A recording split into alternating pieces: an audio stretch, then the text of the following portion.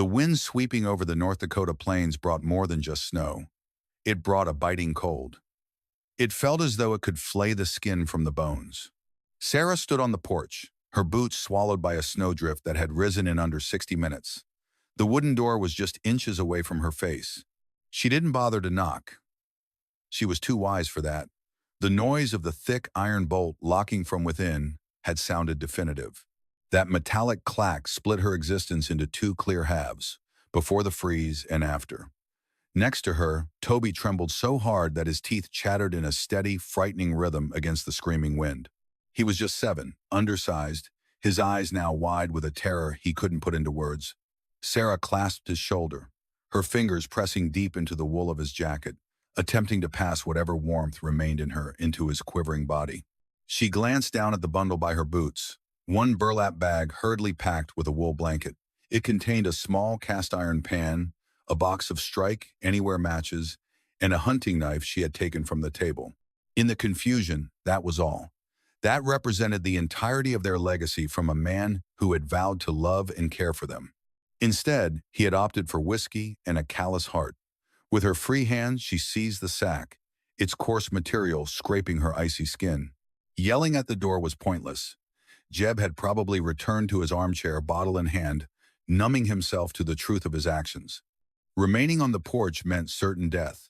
The temperature fell along with the sun, and the skyline was already turning a harsh, dark violet.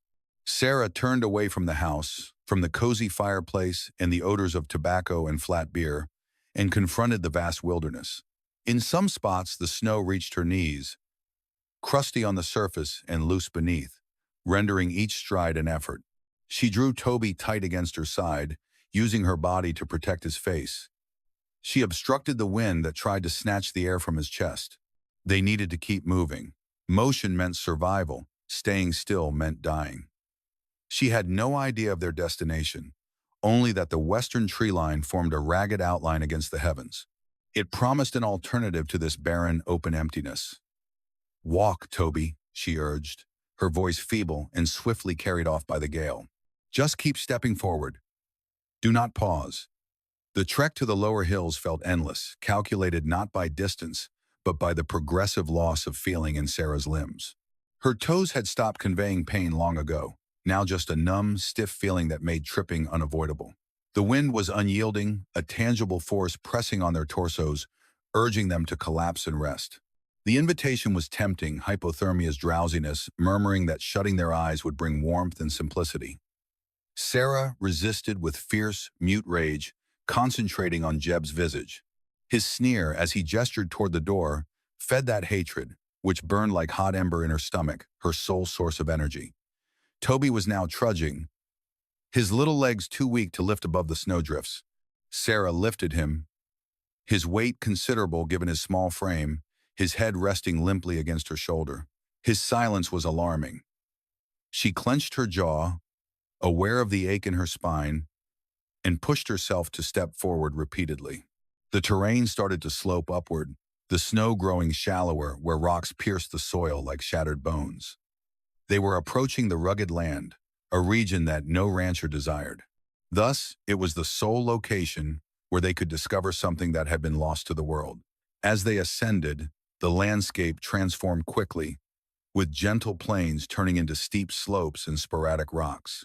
As large as wagons, the wind howled more fiercely here, channeled through the stone's tight gaps. Yet the rock also presented opportunities.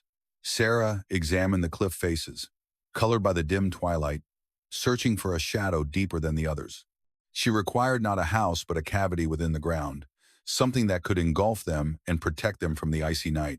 Her breathing was heavy and uneven, each exhalation fogging and immediately freezing onto her scarf.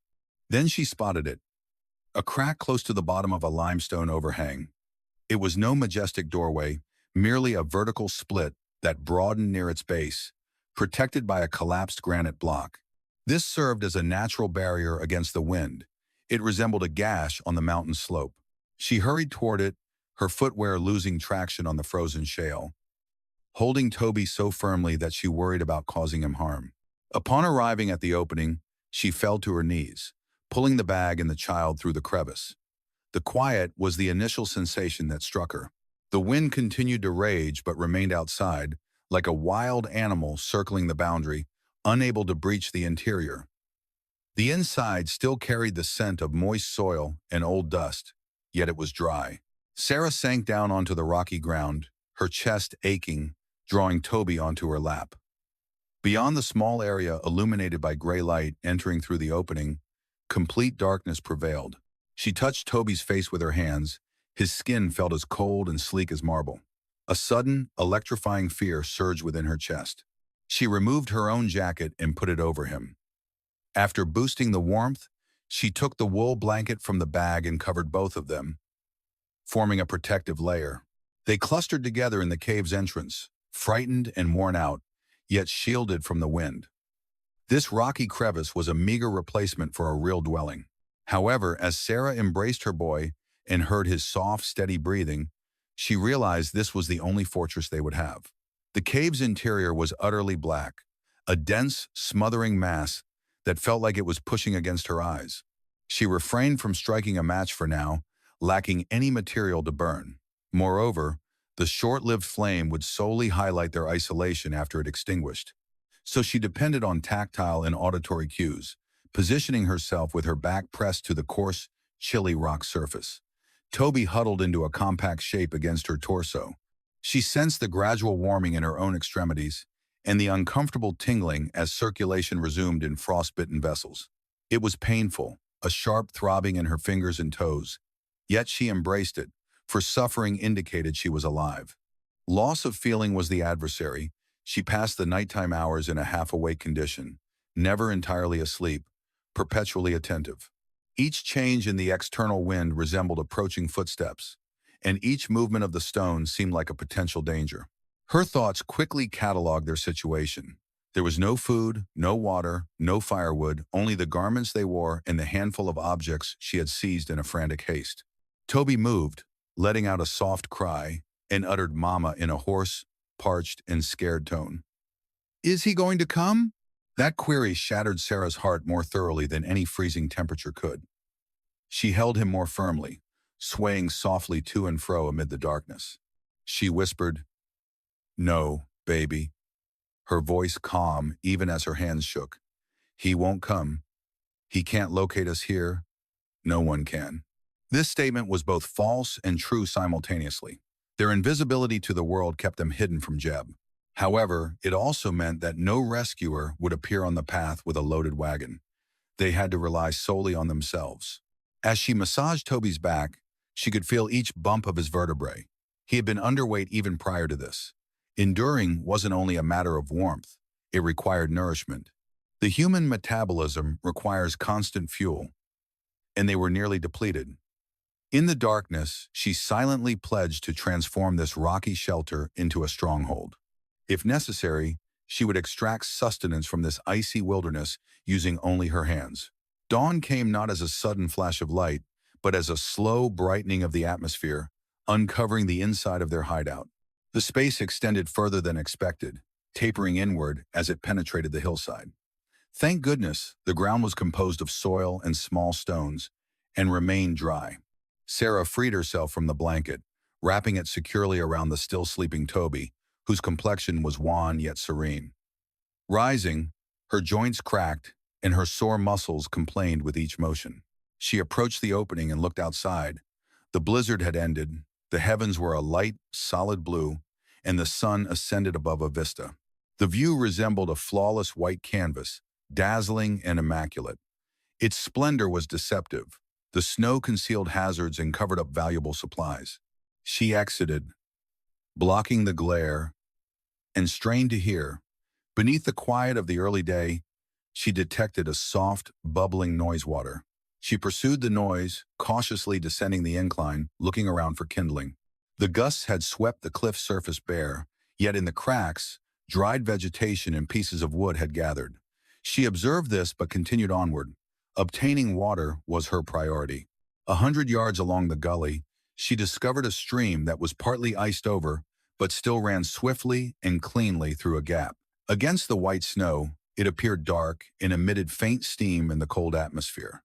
Sarah lowered herself at the bank, smashing a delicate coating of frost using her boot's heel. She formed a cup with her palms and sipped. The liquid was intensely cold, causing her teeth to throb, yet it felt like a sweet rescue. When the water calmed, she spotted motion in the undercut's darkness. A brief gleam of silver, a trout, slow-moving in the cold stream, keeping its place against the current. A loud rumble came from her abdomen, a signal of the hunger that was starting to gnaw inside her. Without any fishing gear, yet the water was shallow in this spot, and the fish were lethargic. Sarah went back to the cavern with a clear objective. Toby had woken up. He was upright, rubbing his eyes, appearing tiny and confused amid the woolen heap. She said firmly, "Toby, I require you to be courageous," using an efficient tone to conceal her anxiety. "Please collect anything resembling dry straw or small branches just outside the entrance." "Can you manage that?" Toby nodded in agreement, his gaze full of confidence. Sarah retrieved the hunting blade from the bag. It was a fine tool, weighty and keen, one of Jeb's scarce possessions of worth. She exited again, not heading for the stream yet, but toward a clump of scrub oak she'd seen earlier. She picked a straight and strong branch, green enough to bend slightly but firm enough to use as a weapon. After cutting it off, she settled on a sunlit dry rock and carved the tip, but not simply making it pointed. Into the wood, she cut backward-facing barbs, tiny notches designed to grip whatever she hit. An hour passed, her hands aching from the cold, yet she persisted until the spear appeared deadly. Returning to the creek, she found the sun now higher, its glare on the water reducing visibility. Removing her boots and stockings was necessary, though entering the water caused excruciating pain. The sensation resembled stepping into a bear trap. The cold gripped her calves, forcing a gasp. She remained motionless, spear lifted, holding her breath. She needed to imitate the herons she once observed on the marshlands back home, still, patient, lethal. The trout had become cautious, detecting the disruption. While she waited, her legs growing numb and the pain fading into a dull, throbbing loss of feeling. As minutes lengthened, a shadow glided close to her left foot. It was fairly large, maybe 2 pounds, yet Sarah avoided staring directly at it. She gazed through the water, accounting for refraction, and held still until the fish paused and moved an inch nearer. With a grunt of effort, she thrust the spear downward, and the water erupted into a burst of ice and foam. She sensed resistance, the desperate trembling of a living creature at the spear's tip. She jerked it upward, tossing the twisting silver form onto the snow-covered bank. She clambered out of the creek, paying no attention to her numb feet. Using a stone, she struck the fish to stop its agony. It rested there, vivid and solid on the white snow. This was sustenance. This was survival. Back in the cave, the atmosphere had changed. The fear from the night had faded, overtaken by the pressing tasks of staying alive. Toby had been productive. A modest heap of dry moss and fragile twigs lay by the entrance. Sarah hastily dried her feet and pulled on her boots, the rubbing gradually restoring sensation. The next challenge was the second fire attempt. She scraped a small area on the dirt floor by the entrance and placed stones to confine the heat. She constructed a tiny pyramid using the best moss and twigs. She picked up the matchbox, her hands shaking a little, not due to cold, but from the weight of the moment. Matches were limited. Each unsuccessful strike brought her closer to death. She scraped the first match along the box's rough strip. It ignited with a hiss, a lovely yellow flame. She cupped her hands around it at once, shielding it from drafts, and brought it to the dry moss. Gray, acrid smoke spiraled upward, and soon a tiny orange flame caught. She nurtured it carefully with her breath, gradually adding bigger twigs until the fire snapped and crackled, finding its own beat. The fire's odor transformed the cave immediately. It no longer felt like a mere pit in the earth, but rather like a home. Sarah gutted the trout using the knife, her motions quick and skilled, discarding nothing. She threaded the fillets onto green branches and placed them above the coals, releasing the aroma of fish cooking.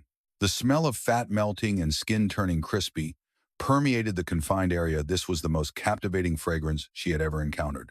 Toby moved nearer to the fire, his gaze locked on the roasting food, his mouth slightly ajar. "Is it done?" he inquired. His tone now nearly stronger, Sarah observed as the meat changed from clear to solid. She extended her hand and wiped a bit of dirt off his face. "We've got a home, Toby, and we've got dinner." They dined in silence, relishing each mouthful. The fish was tender and sweet, warming them thoroughly from the core outward.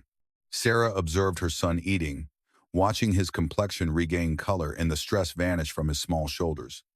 A powerful, fiery pride surged inside her, even hotter than the flames. Jeb had cast them out to perish. He expected them to freeze or return begging. Yet here they stood with water, fire, and food. As the sun began to drop again, throwing elongated shadows over the cave floor, Sarah added a larger log to the fire. She glanced around the rough stone walls lit by the shimmering flames. It was rugged, empty, and cold, but it was theirs. She pulled the blanket around them once more, but this time the trembling had ceased. "We're going to be okay," she told Toby, and this time she truly believed it. She looked at the remaining matches, then the knife, then the cave entrance where night waited. The following days merged into a haze of gray light and sore muscles, a routine demanded by necessity, not comfort. Sarah quickly learned that survival wasn't a single event, but an unending cycle of chores that couldn't be avoided. The stream remained their lifeblood, offering trout that kept their stomachs from emptying entirely. But the fish were thin, lacking the rich fat needed to ward off the deep night chill. Sarah spent hours by the water, her feet wrapped in burlap sack strips. For extra insulation against the frozen mud, she waited for the silver flash. She grew efficient, almost mechanical, striking with the spear and cleaning the catch before blood could freeze on her hands. Yet food was only half the challenge. The cave, despite its stone solidity, was drafty. The wind found ways to curl around the limestone slab at the entrance, seeking them like a cold, invisible hand. Sarah decided they needed a wall. It was a daunting task for a woman and a small boy, but the alternative was freezing during sleep. They spent 2 days scouring the surrounding area for loose rocks, dragging them back to the cave mouth. Toby, though small, worked with a grim resolve that mirrored his mother's. He carried the smaller stones, his face red from effort, stacking them in a pile while Sarah lifted the heavier boulders. They mixed mud from the creek bank with dead pine needles to create a thick mortar. Packing it into the gaps between the stones was grueling, filthy labor. The mud pulled heat from their fingers, leaving them stiff and clumsy. But slowly, a waist-high barrier rose across the gap. It wasn't pretty, a jagged, ugly scar of rock and earth. But when night fell and the wind picked up, the difference was immediate. The fire's warmth, previously snatched by the draft, now drew into the back of the cave. This created a pocket of warmth that felt almost luxurious as they sat behind their fortification. Eating the charred fish, Sarah looked at Toby's raw, scraped hands. A surge of guilt mixed with pride rushed through her. He was growing up too fast, his childhood stripped by their harsh reality. But he was also surviving. He was no longer just a victim, he was a builder. Yet the routine bred a dangerous complacency. They had food, a wall, and a rhythm. But the frontier never let anyone rest for long. The quiet on the 7th day was how it all began. The birds that normally filled the scrub oak with noise were gone. The wind, typically howling, fell into an ominous, motionless calm. The sky took on a dense, purplish hue, similar to a bruise bearing down on the hilltops. Outside the cave, Sarah dried her hands on her apron and noticed the hair on her neck rising. This sensation was familiar to her. It was the pressure change that came before a prairie blizzard, the type that covered entire farms and killed livestock on the spot. She inspected their firewood stock. For typical use, it would last about 2 days. However, a blizzard ignored what was typical. If it got as cold as she suspected, they'd require an intense blaze just to keep from freezing. Sarah commanded, "Toby, get the sack," her tone harsh as there was no room for softness. "We need any wood you can locate, even if it's green and you have to break it." They rushed down the hill with desperate speed. Sarah threw caution aside, ripping dead branches from the ravine, breaking them under her boot and ignoring the cuts on her arms. They kept at it until the initial snowflakes appeared large, thick flakes that drifted down slowly at first, then picked up into a dense, white wall. The temperature dropped so quickly it was like being hit physically. When they dragged their final bundle uphill, everything had vanished. The line of trees, the stream, the distant edge all wiped out by a white barrier. They took shelter behind the stone barrier just as the wind came back, howling with a fresh, hellish force. It battered the mountain, trembling the earth, while Sarah stoked the fire, using up their valuable supply. Yet the cold penetrating the gaps was fierce. It was more than mere cold. It felt like a living force, a thing trying to snuff them out. Toby curled up beneath the cover, coughing. That harsh, dry sound scared Sarah even more than the blizzard. The fire's smoke twisted around, trapped by the downdraft that burned their eyes. A blue fog filled the cave, yet they risked letting the flame go out. That night tested the boundaries of their sanity. The storm's fury lasted for hours, an overwhelming noise that kept them from resting. Sarah leaned against the stone wall she'd erected, using her own form as extra protection for Toby. With each gust of wind, the fire flickered crazily, on the verge of dying. Sarah kept adding more branches, observing their supply shrink at a painful rate. By the first hours of morning, the pile was nearly gone. They had roughly 3 hours worth of wood. Should the fire die, the cave would turn into a freezer within 60 minutes. Sarah gazed at the remaining logs, thinking fast. She wouldn't allow Toby to freeze to death. She observed the boy dozing restlessly, his breathing a bit raspy in the wet chill. The choice for survival was harsh and simple. Remain and freeze, or venture outside and risk dying to get firewood. She held out until the pale dawn started to seep in. The entrance was blocked by snow, the storm still going strong, though the wind direction had changed a bit. She rose, covering her head and shoulders with the wool blanket and securing it with a fabric strip she tore from her dress. She softly roused Toby. "I need to step outside briefly. Remain here, add one stick to the fire at a time, and don't allow it to die. Do you understand?" Toby clutched her arm, horror in his eyes. "Please don't leave, Mama. Everything is white outside." She replied, "I must," as she gently freed her hand. "I'll return soon. Count to 100 and I'll be back." Though false, it was a crucial deception. Seizing the knife, she climbed over the barrier and dove into the snowdrift that had accumulated against their shelter. Outside, the world was a formless chaos. Nothing distinguished up from down, just endless white. The wind struck her with the force of a solid mass, almost throwing her to the ground. She gasped and drew in ice shards that scraped her throat. Unable to see the stream or trees, she was effectively blind. She fell to all fours, crawling with a low center of gravity, groping for the scrub bush she knew lay to her left. Her fingers went numb immediately as she fumbled in the dark. Panic surged in her throat like acid. Losing her bearings would mean dying mere feet away from her boy. Her hand hit a solid object, a sturdy limb from a toppled pine hidden beneath the new snow. It was heavy and firmly frozen to the earth. She chopped at it with the blade, yelling into the gale to muster strength, gradually breaking pieces off until it snapped. She pulled the log loose, its weight enormous, and spun around, yet the cave was nowhere to be seen. Her footprints vanished immediately under fresh snow. For 10 seconds, Sarah stood still. Right in the center of the tempest, utterly disoriented, the white quiet thundered in her ears, then a weak odor reached her. Burning wood, it was the faintest clue, but she seized upon it, darting ahead, trailing the aroma while hauling the timber. Finally, her hand touched the rough limestone of the opening. She fell inside, panting, coated in snow, yet pulling survival in with her. They remained confined for the following 2 days. The blizzard had deposited 3 feet of snow, blocking the lower portion of the entrance and transforming their space into a dim prison, yet they stayed warm. The pine log Sarah brought back was full of resin and blazed intensely, snapping with sharp cracks akin to gunshots. Once the direct danger of freezing subsided, the cave's mood shifted. It turned into a classroom. Sarah used the idle time to stay productive. She couldn't simply sit idle. Her anxiety would consume her. Gathering the spare fish bones she had kept, she cleaned and dried them by the flame. With a flat stone near the knife's handle, she rubbed the rib tips against the surface, honing them into rough needles. The process was tedious and meticulous, demanding patience she lacked, yet it occupied her fingers. She grabbed the now empty burlap sack and started to fray the top, extracting long fibers of jute. "Observe, Toby," she instructed, her voice hoarse from the smoke. She demonstrated how to pass the thread through the bone needle. The boy watched with fascination, and together they mended the rips in their garments, covering the gaps that let in the wind. It wasn't expert sewing, the stitches were irregular and the thread rough, but it served its purpose as they labored. The dynamic changed. They were no longer mere survivors hiding in a pit. They were bettering their situation.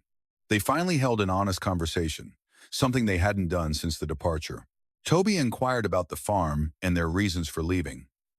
Sarah answered plainly without making things sound better than they were. Yet she avoided filling him with her own bitterness. Sewing through the wool, she explained, "Your father was shattered inside, and shattered objects can injure the hands that hold them." She added, "We needed to release our grip so we could heal." Though the truth was difficult, Toby appeared to grasp it. He pressed himself against her, his dread of the storm now overshadowed by the comfort her nearness brought. Their relationship was being shaped anew, hardened by the freezing conditions, surpassing any connection they'd shared in the farmhouse. At last, the weather relented. It didn't instantly turn warm like summer, but the bitter cold lost its sting. The sun emerged intensely and radiant, transforming the snowfield into a dazzling sea of diamonds. Around midday, melting began. A gentle, steady plink, plink, plink, as icicles dripped from the roof edge. That noise marked a triumph. Sarah used her foot to clear the snow that obstructed the top of the doorway, then peered outside. The landscape remained covered in white, but the stream now roared, engorged with runoff that carved a dark, forceful channel through the snow. She ventured out, shading her eyes, and inhaled the fresh, cold air deeply. The aroma was of moist soil and pine needles, the fragrance of nature stirring from its slumber. She gazed eastward, in the direction from which they'd traveled. Miles away across that perilous white stretch stood the house with its sealed entrance. She pictured Jeb still there, or possibly he'd already drunk himself to an early death. That was irrelevant now. The connection had been severed. She glanced at her own hands marked with scars and calluses, dirt lodged under the nails, yet they were sturdy. She watched Toby tossing snowballs into the canyon, letting out a laugh for the first time in many weeks. Originally, they had arrived expecting to perish, or at least that was others' assumption. But on the contrary, they had hewn out a dwelling from the stone. With sharp, unmistakable insight, Sarah understood that she had no desire for rescue. Returning to the settlement, depending on the church's generosity or the neighbor's compassion, would be equivalent to acknowledging failure. That would mean re-entering a prison. In this place, the conditions were tough, yet they were genuine. Effort earned you food, and shelter came from construction. She turned around toward the cavern. There were many tasks ahead. The thawing would produce mud, and she had to fashion an elevated mat to keep their sleeping area dry. With the snow receding, rabbit trapping was necessary, and the fish skins needed curing to create pouches that wouldn't leak.